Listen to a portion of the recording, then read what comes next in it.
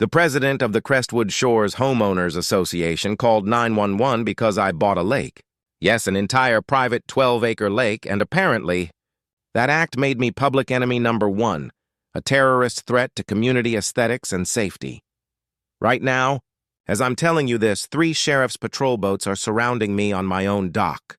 The officers have their hands on their holsters, and from the shore, the HOA president herself, Veronica Sterling, is absolutely losing it, screaming, "He's armed! He threatened to flood the neighborhood!" I'm holding a ceramic coffee mug, steam still rising from my French roast, thinking, I'm going to weaponize my lake. The lead officer shouts, "Sir, step away from the water!" Behind him, Veronica is waving a stack of papers and shrieking about federal violations and environmental safety. But here's the thing she doesn't know. The thing I spent all of last night studying instead of sleeping. I was reading a 150-year-old federal waterway statute that basically makes everything she is doing a crime.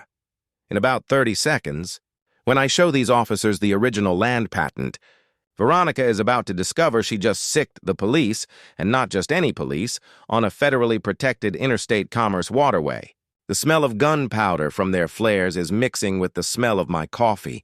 And honestly, this is the most interesting Monday morning I've had since I retired. What would you do if your HOA sicked armed law enforcement on you? Let me know where you're watching from down in the comments. Because this story gets wild, and I mean wild. Let me rewind just a little. Explain how I, Ethan Caldwell, went from peaceful, slightly overweight retiree to being in an armed standoff in under 72 hours. I'm 48. I just sold my stake in a major software firm, 20 years designing HVAC control systems for corporate overlords, and I was done with meetings. Done with deadlines, done with people. Frankly, my grandfather, a Nebraska farmer, left me enough to buy a slice of quiet. The listing for the property was vague. Distressed sale, 5 acres, 1950s hunting lodge, 12-acre private blue heron lake. The moment I saw it, sunlight dancing on the water, so clear you could count the stones 20 feet down, I wrote the check. I should have asked why it was distressed, moving day.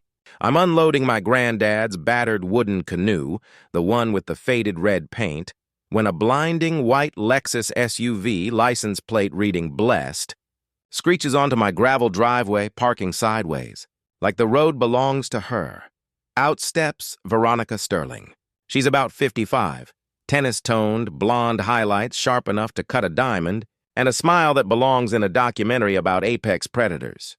"Ethan, welcome to Crestwood Shores," she says, the expensive rose-scented perfume hitting me like a chemical irritant. "I'm your HOA president, and we need to discuss community standards immediately." She stared at my canoe like it was roadkill. "Lakefront parcels require special oversight," she continued, clicking a gold pen. The previous owner, poor Mrs. Gable, had so many compliance issues before she relocated. The way she paused on relocated made my stomach drop. "That dock requires immediate structural review. That canoe violates aesthetic guidelines. And frankly, I smell fish." "Fish," I repeated, trying to keep a straight face. "In a lake. Dead fish," she clarified, leaning in. "Environmental hazard. We'll need mandatory water quality testing. I just stocked this lake 2 weeks ago. The bass are healthier than most of the people in this neighborhood, probably. Mrs. Sterling, I own this lake, exclusively." Her laugh was like ice cracking against a granite countertop. "Oh, sweetie, you own access rights. Lake safety and usage fall under community jurisdiction.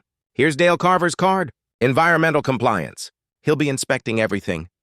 That night, I called Mrs. Gable. Her voice was shaky, quiet. "They said the lake was contaminated," she whispered. "Made me pay for tests every month. When I couldn't afford it anymore, they said I was endangering children. I couldn't fight anymore. Day 3. A certified letter arrives. Emergency violation notice. Unauthorized watercraft storage, $500. Unpermitted structural modifications, $500. Environmental hazard creation, $750. Total, $1,750. Payment due in 48 hours or legal action will commence. $800 for owning a canoe and having fish. My hands were shaking from pure, blinding rage. I called the HOA hotline. Veronica answered immediately, mid-first ring. "Mr. Caldwell, we tried to work with you." "Work with me?" "You fined me for fish existing." Environmental compliance is non-negotiable. Dale found several concerning issues during his inspection. What inspection? When? Last night. Emergency authority permits immediate access for safety concerns, she said, and then the line went dead. I checked my security cameras. Timestamp, 2 a.m. Dale Carver and another man in shadow taking water samples and photographing my canoe. That's when I stopped pacing and started reading my deed, word by painstaking word until I hit the fine print.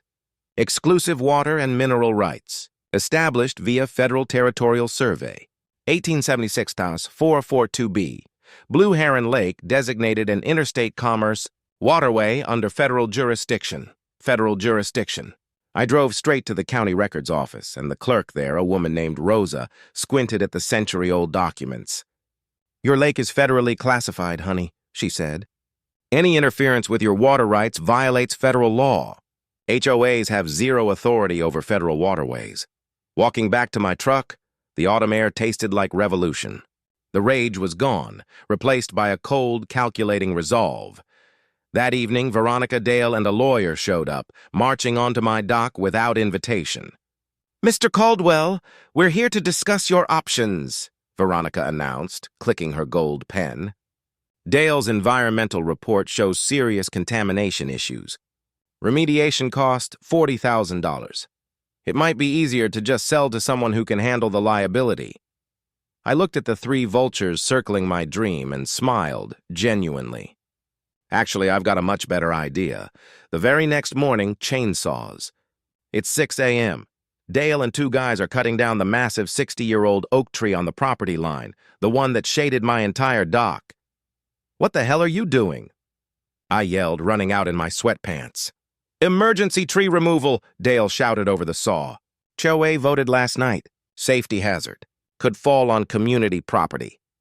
That tree has been there for 60 years. Exactly. Overdue for removal. I called the sheriff, but they told me it was a civil property dispute. By the time I hung up, they'd cut the main trunk, and 60 years of growth crashed into my lake, scattering every fish for miles. That evening, Veronica handed me a bill. My portion of the removal cost, $3,200. The survey shows the tree was 6 inches onto HOA common property. All residents share maintenance costs. She was waving a survey dated yesterday. Fresh ink. Suspiciously precise. But while I was arguing about the tree, Dale was taking water samples exactly from where the oak fell. The trap clicked into place. They created the contamination, then they would charge me to fix it. "You contaminated my own lake to frame me," I said quietly. Veronica's smile could cut steel. "Mr. Caldwell, we're simply following environmental protocols. Can't be too careful with water safety?" I immediately called FBI agent Sarah Davies, who I'd found through a former colleague. "They're manufacturing evidence," I told her. "They cut down my tree, dropped it in the water, and now they're testing for contamination they created." "Mr. Caldwell, we need documentation," she said. "More than common sense." That night I remembered my grandfather's old farm test kit in the garage.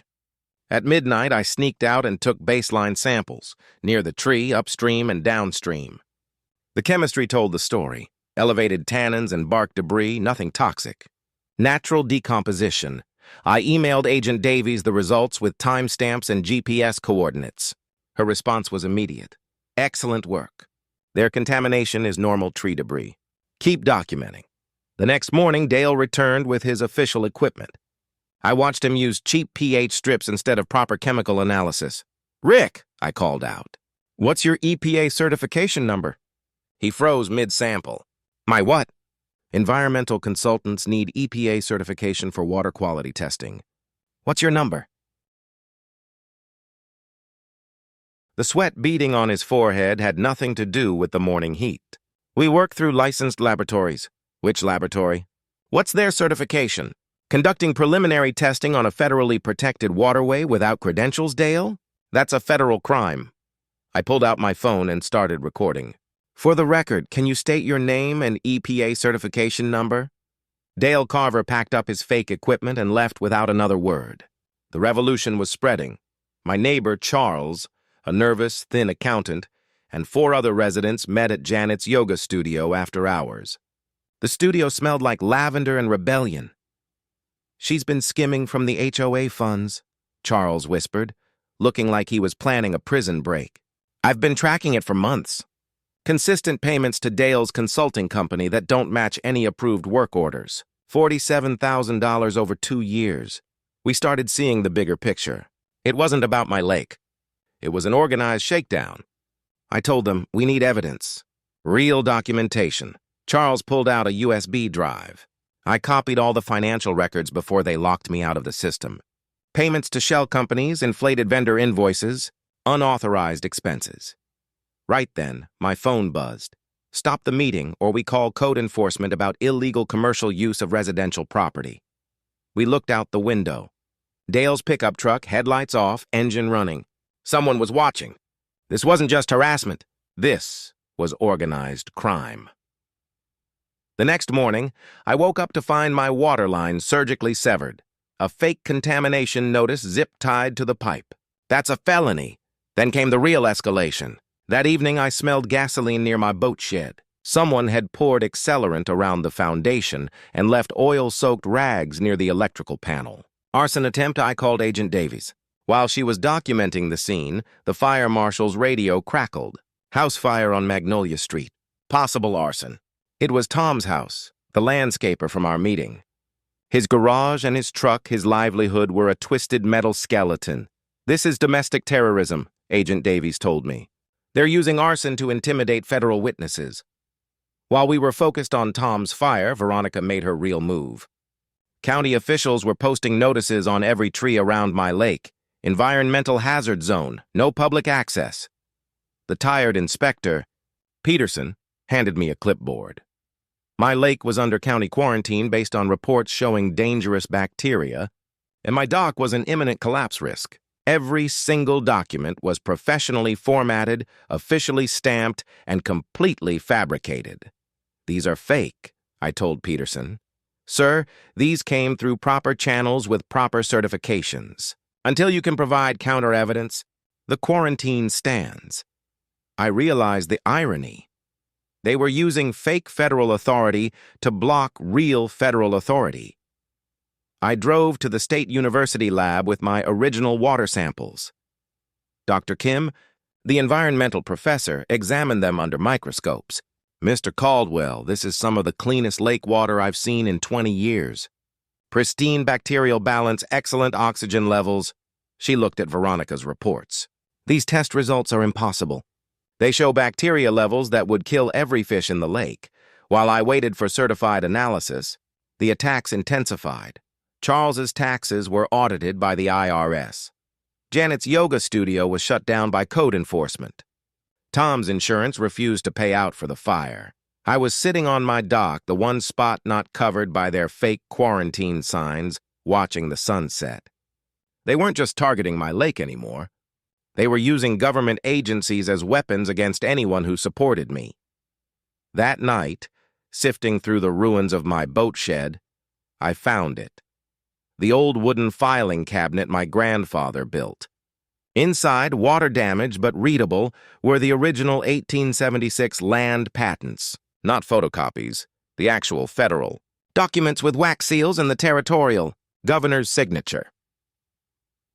Blue Heron Lake, designated as federal navigation. Waterway under Territorial Commerce Act Section 847, said, "Designation grants riparian owner exclusive federal protection against interference with navigable commerce, including but not limited to forced sale, eminent domain seizure, access restriction, or environmental quarantine without a federal court order." I read it 3 times. Federal protection against everything they had done. Everything they had done was a federal crime. Charles met me at a diner, trembling. He pulled out a manila envelope. "I've been digging deeper. It's not just skimming. Look at who bought all the properties they forced into sale over the last 5 years. I scanned the deeds. Different companies. Lakeside Holdings, Waterfront Acquisitions, Serenity Properties, Inc. Same owners," Charles pointed to the corporate registrations. Every single company traces back to Veronica Sterling and Dale Carver. They're not running an HOA shakedown. They're running a real estate empire. 17 properties. Average forced sale price, $80,000. Average resale price after the contamination issues cleared up, $450,000. Total profit, $6.3 million. Jesus Christ. I muttered. There's more, Ethan. 3 of those sales were elderly residents who died within 6 months of losing their homes. Stress-related health failures. Mrs. Gable, forced into assisted living, probably dying of a broken heart. They weren't just stealing property. They were killing people. I called Agent Davies. I've got everything. Ironclad federal waterway protection, proof of organized real estate fraud, evidence of 17 victims, death certificates, and corporate filings. What's our next move? She asked. We stop hiding. Tomorrow morning, we go public with everything. I organized an emergency meeting at my place. Charles brought a banker's box of documents. Janet brought flyers. Tom, whose truck was still a melted skeleton, brought hand-drawn property surveys documenting all of their targets. My living room became Resistance headquarters. We planned the counterpunch, an emergency HOA meeting the next day. Charles would present the financial fraud. I would present the federal waterway protection. Agent Davies confirmed the federal marshals would serve arrest warrants tomorrow afternoon, but she wanted the community to see the evidence first. I woke up at 5 a.m. to the sound of heavy machinery. Not chainsaws this time, bulldozers. Rick was operating a massive excavator, digging trenches across the road to my property, concrete barriers and road-closed signs. They were literally isolating me. While I was arguing with a county supervisor about my certified clean water test results, I noticed the excavator wasn't just blocking the road. He was digging toward my lake, creating a drainage channel to empty my water into the storm system. You're not isolating contamination, I realized. You're draining my lake, I called Agent Davies. They're draining Blue Heron Lake under fake Environmental Emergency Authority. Are they on your property? The drainage channel crosses my boundary line. That's destruction of federal waterway infrastructure. Marshals are en route. 20 minutes. Dale could drain half my lake in 20 minutes. I grabbed my grandfather's surveying transit. I had GPS coordinates for every marker. I marched up to the excavator and started shooting precise measurements. The drainage channel he was digging crossed into federal waterway jurisdiction by exactly 47 feet. Dale! I yelled over the engine noise. You are violating federal waterway boundaries. This is destruction of navigable waterway infrastructure. He shut off the machine. The sudden silence was absolute. I showed him the 1876 map. Just then, 2 federal marshal vehicles roared up, followed by Agent Davies and an EPA team. Agent Davies stepped out with a federal court injunction. Richard Carver, you're in violation of federal waterway protection statutes. Cease all excavation immediately. But Dale made his final stupidest move. He climbed back into the excavator and tried to finish the drainage channel. The engine roared to life. He lurched forward, bucket raised. Federal Marshal Rodriguez moved like lightning, drawing his sidearm. Sir, step away from the machinery. Dale swung the excavator bucket toward the federal agents. 3 marshals tackled him simultaneously. Handcuffs clicked. Dale was screaming about his constitutional rights. Then my phone rang. Veronica. Her voice was shaking with pure, distilled rage. Marcus, you've made a terrible mistake. This isn't over. Actually, Veronica, it is. Dale is in federal custody for destroying navigable waterway infrastructure. She hung up, and immediately emailed me one last desperate wave of forged environmental reports, claiming deadly E. coli and imminent dock collapse. Agent Davies read over my shoulder. Incredibly sophisticated forgeries. But I remembered my grandfather's lesson. When they bring you fake papers, you bring them real lawyers. I called the number listed on the fake reports. A professional-sounding woman answered, Environmental Protection Services. How may I help you? I'd like to verify some test results for Blue Heron Lake. I read her the reference number. I'm sorry, sir. That reference number doesn't exist in our system. Our company doesn't provide environmental testing services. We're a document printing company in Buffalo. I put the call on speakerphone for Agent Davies. Her smile could power the neighborhood. That afternoon, Channel 7 News arrived just as Veronica pulled up, driving a county environmental enforcement vehicle she'd somehow commandeered. Reporter Sarah Kim started interviewing me about the federal waterway protection. Veronica charged up, screaming about media interference. This man is harboring deadly bacteria that threaten every child in this neighborhood. Sarah turned the camera on Veronica. Ma'am, could you state your name and title? Veronica Sterling, HOA President and Emergency Environmental Coordinator. This property contains dangerous contamination. Agent Davies stepped into the camera's view. Ma'am, there's no such thing as an emergency environmental coordinator, and the contamination reports you filed contain forged federal signatures.